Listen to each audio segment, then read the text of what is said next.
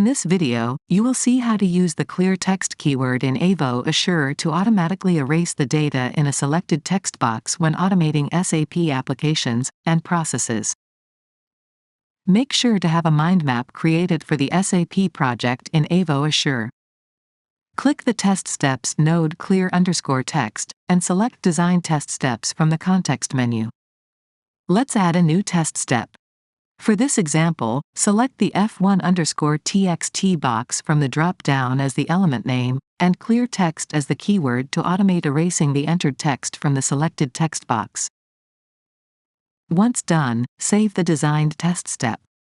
Now, to debug the test step added, click Debug, and click Debug again from the pop-up that appears.